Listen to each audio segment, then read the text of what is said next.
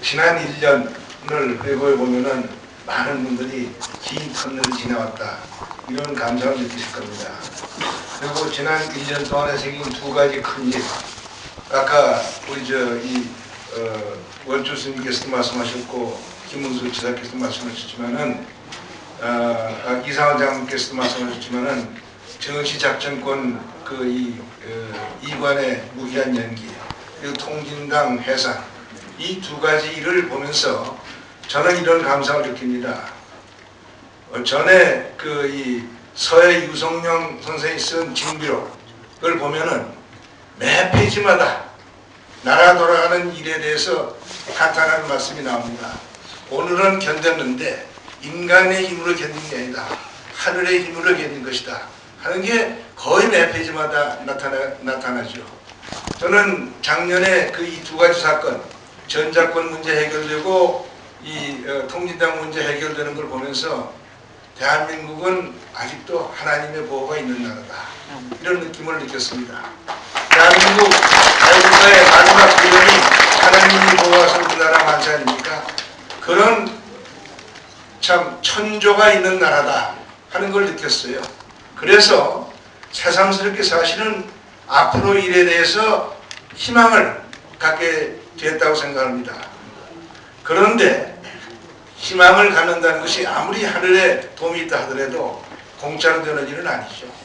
아무래도 사람의 힘이 거기에 얹어져야 됩니다. 금년 이제 한 해 닥쳤죠. 이 시간의 제약 때문에 긴 말씀을 못 드리겠습니다만은, 저는 제가 거의 평생을 바쳐서 제 하나의 전문 영역으로 생각하는 이 남북 문제, 통일 문제, 여기서 아주 큰 걱정이 지금 생기고 있습니다. 왜 그러냐? 금년 초에, 작년에 대통령께서 통일대박론을 말씀하셨죠. 저는 통일대박론을 말씀하실 때 쌍수를 들어서 환영을 했습니다. 왜냐하면 그동안의 이상한 일로 대한민국에서 통일이 죽은 이슈가 되어 있었는데, 이 죽은 이슈에 불을 땡겨가지고 불을 붙이는 말씀이었기 때문에 환영을 했습니다. 그러나 그 뒤에 일어나는 일은 저를 걱정하게 만듭니다. 왜냐? 통일대박론은 대박이 되는 통일이래야 통일대박론으로 성립됩니다.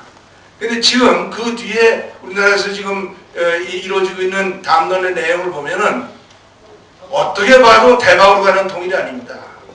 지금 통일준비위원회가 만들어져서 지금 가동을 하고 있죠. 통일준비위원회 안에서 이상한 말이 나옵니다.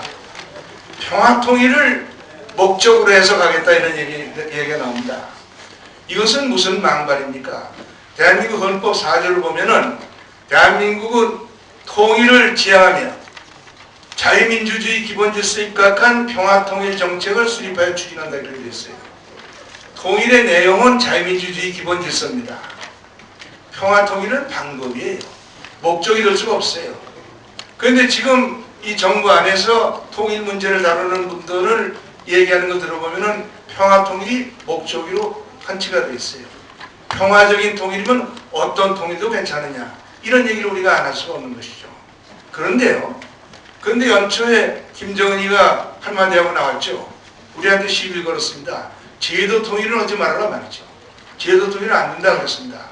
그랬더니 지금 가만히 보면은 우리 정부 안에서 그 문제를 굉장히 머리에 귀담아 듣고 조심을 하는 그런 기내공입니다. 말이 안 되죠. 우리는 제도 통일을 추구해야 됩니다. 왜냐하면 제도 통일을 해야만 대박 통일이 되는 것이기 때문이죠. 사실은요, 길게 말씀 안 드리겠습니다. 1989년 동독이 무너지게 됐습니다. 동독이 무너지게 돼서 호네카가 쫓겨나가고 에곤 프랑케도 쫓겨나가면서 동독 정부에서 서독의 콜 정부한테다가 SOS를 치죠. 협상을 하자. 근데 헬무트 콜 수상이 11월 8일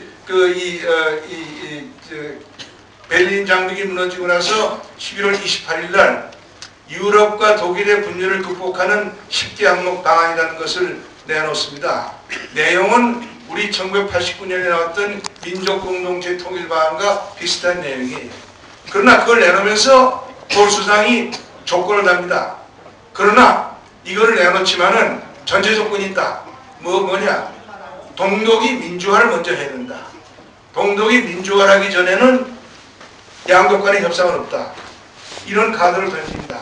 그래가지고 동독이 여기 견디지 못해서 1990년 3월 달에 다당제 이 선거를 해가지고 거기에서 이 반공 정치 세력이 압승을 거두기 때문에 로타 디메제르라고 하는 반공 총리가 나와서 비로소 소독하고 통일 문제를 가지고 협상을 해서 통일을 이룩해내는 겁니다.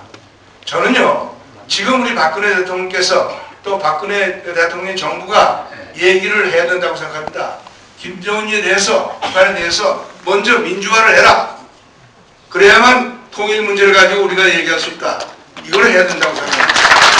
그런데 북한의 비리를 맞추기 위해서 저는 지금 이 전단 문제를 가지고 정부가 다루는 것에 대해서도 굉장히 아무튼 이 불만을 느낍니다.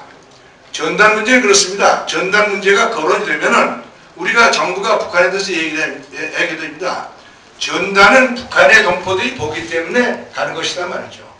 북한 동포들이 전단을 보지 않도록 하는 조건을 당신네들이 먼저 만들어라 말이죠. 민주화를 하고 개혁개방을 하고 여러 가지 그 정부의 유통의 자유를 인정하면은 전단은 보내도 보지 않을 것 아니냐. 이 얘기를 왜 못하느냐 그것입니다. 사실은 우리 참 존경하는 김문수 지사께서 여당의 지금 보수혁신위원회 위원장이라는 아주 중차를 맡고 계신데 아주 간청을 드립니다. 이 새누리당 안에서 이 앞으로 남북 문제에 대해서 책임 있는 그런 입장에서 고민을 해주시기 바랍니다. 사실 아까 김 위원장께서 바로 말씀하셨죠. 정당은 선거를 걱정합니다.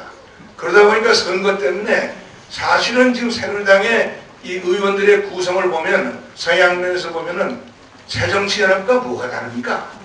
여기에서 모든 문제가 발생하고 있습니다.